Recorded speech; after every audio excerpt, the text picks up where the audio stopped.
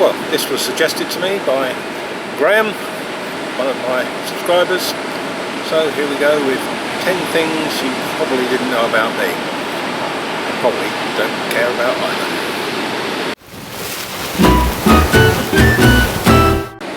Now, firstly, sorry for the late arrival of this video, but it's been, believe it or not, wet and windy for the last few days, so I haven't been able to get out and film. You wouldn't actually believe that, would you, looking behind me? But there you go.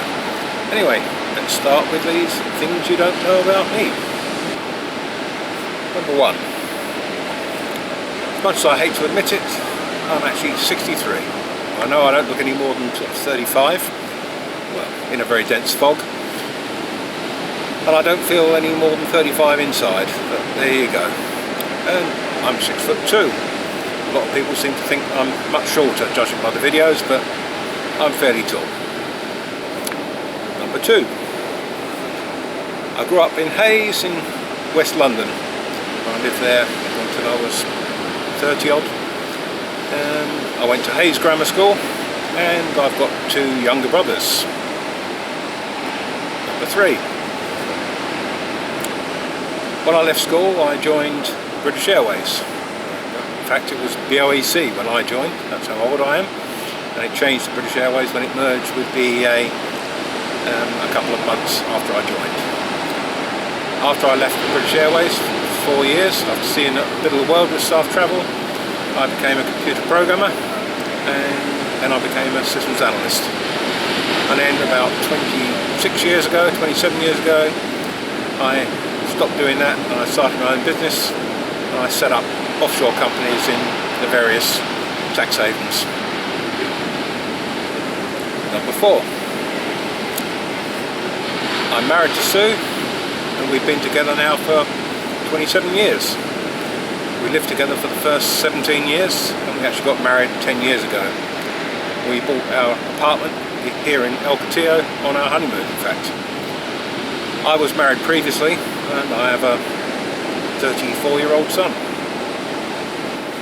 Number 5. I met Sue in Peterborough through a little small ad in the local paper, a small dating ad. The advert, which I still have, what an old romantic, is here. And it said something along the lines of attractive, intelligent damsel, 30 plus, seeks handsome, humorous knight, 28 plus, for caring, fun-filled relationship. Rusty bits acceptable.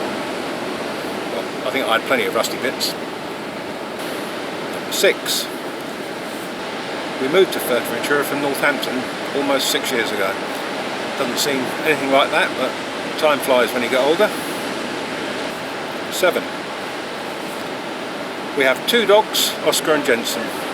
They both came through the local shelter because nobody wanted them anymore, or they were strays or what have you. And one of the thousands that end up there every year in the shelters here. It is the worst part of being here in Fuerteventura, is the terrible way dogs are treated, but that's for another video.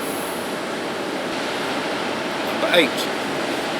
I learned to fly when I was 31 and I had a share in a 4-seater aircraft called the Tampico for a few years. Here's a picture of before and after we sold it. The new owner managed to crash it, unfortunately. Poor aircraft. I also used to do a bit of skydiving before I met Sue. Number 9.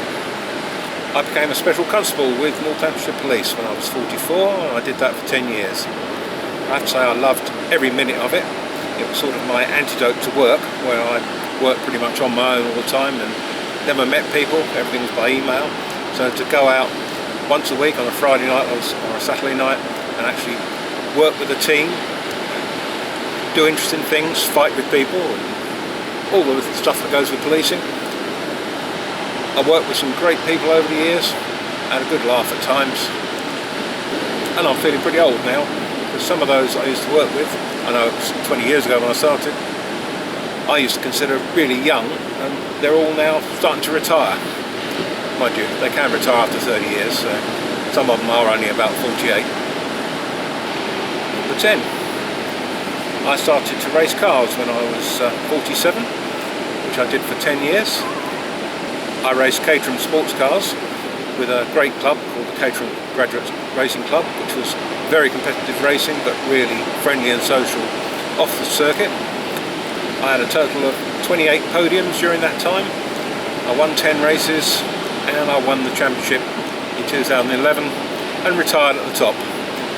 That is the single thing I miss most about the UK.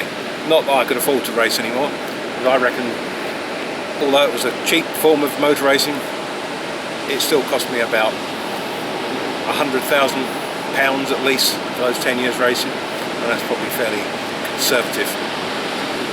Well, thanks for watching. I'll leave you with a few thrills and spills from my racing days. See you soon. Bye.